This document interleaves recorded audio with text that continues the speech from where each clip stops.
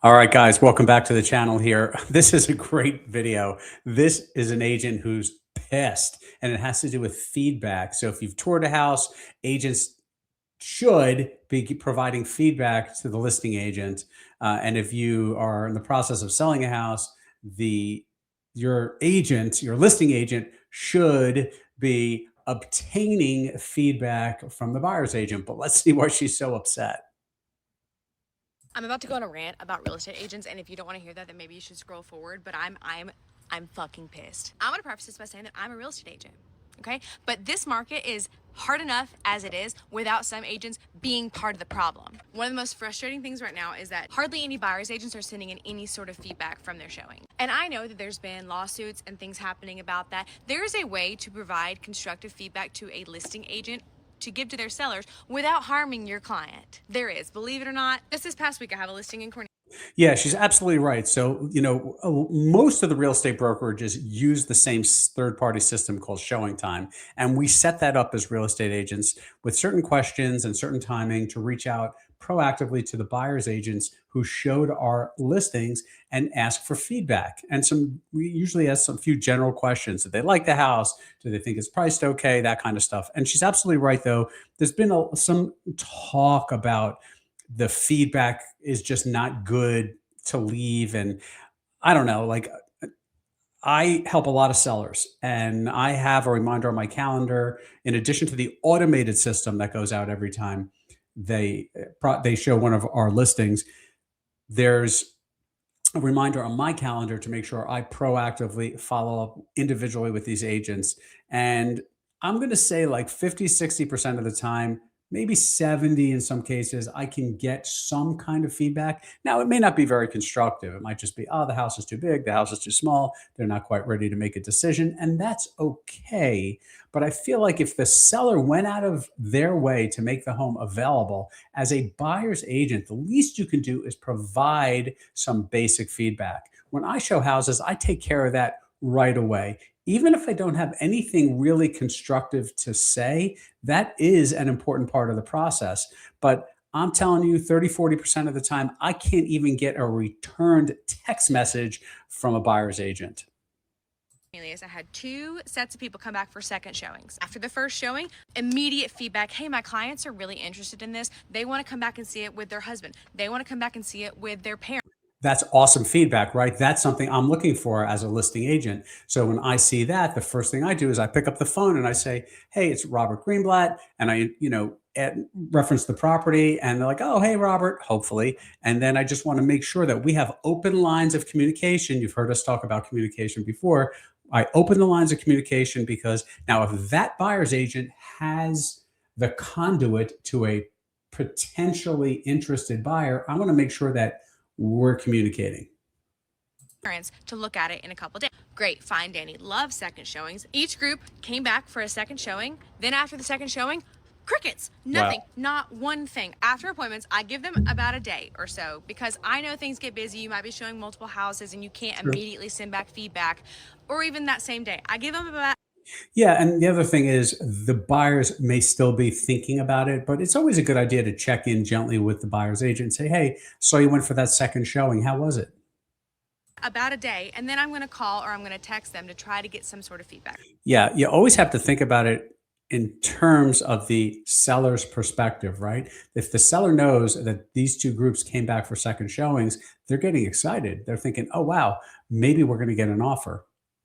Right? And I'm not pushy about it. For low pressure, nothing crazy. These agents aren't answering their phones. They're not answering text Yeah. messages. They're not responding to the showing time request notifications. So now Yep. my seller's like, well, what the hell? Like, Right. they liked it the first time. What happened the second time? Nothing, just crickets, crickets.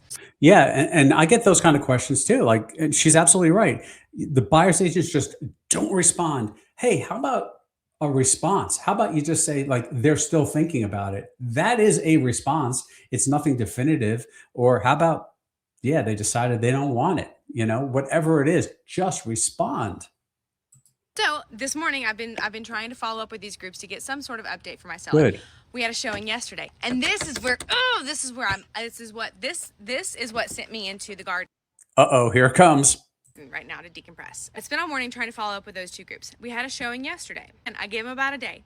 to send their feedback yet. Hadn't got any feedback from this agent yet. I've worked with this agent before across the table. Didn't have the best experience, but Okay, and that happens too, right? If you're a busy professional in your service area, you do come across some people sometimes, and if it's a bad experience with an agent, you remember that. But if it's a good experience, you remember that too.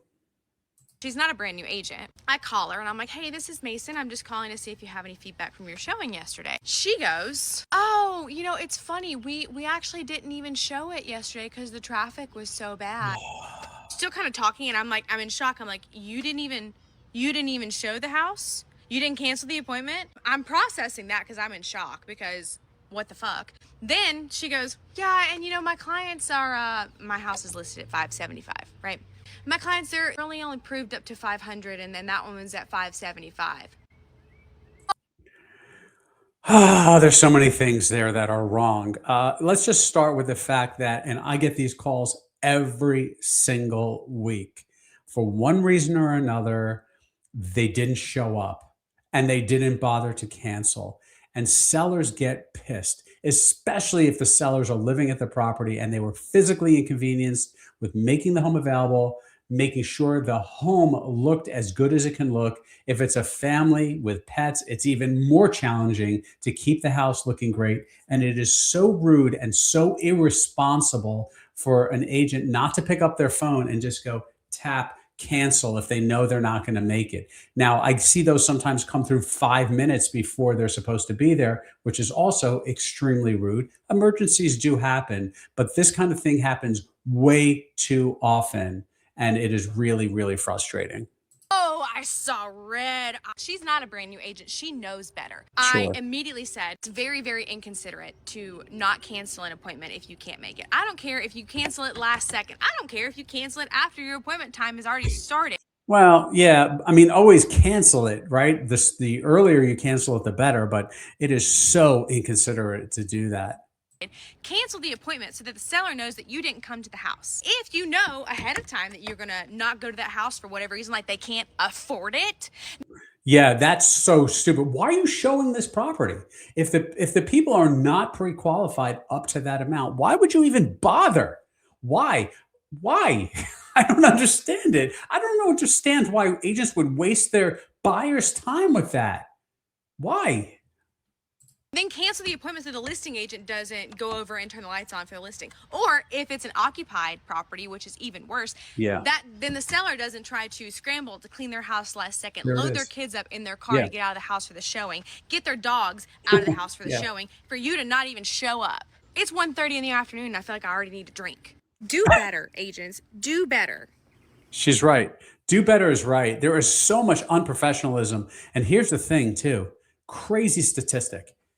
Did you know that of the approximately 1 million licensed real estate agents in the United States, approximately 10% of the real estate agents conduct 90% of the transactions? Did you hear that? 10% conduct 90% of the transactions. That's crazy. Not that some of the 10 percenters can't be totally unprofessional either, but come on, agents. This is someone's home. Be respectful. Am I right? Am I wrong? Is she right? Take a minute, comment below. Please like our channel, subscribe to our channel, and like this video, and we will see you again on the next one.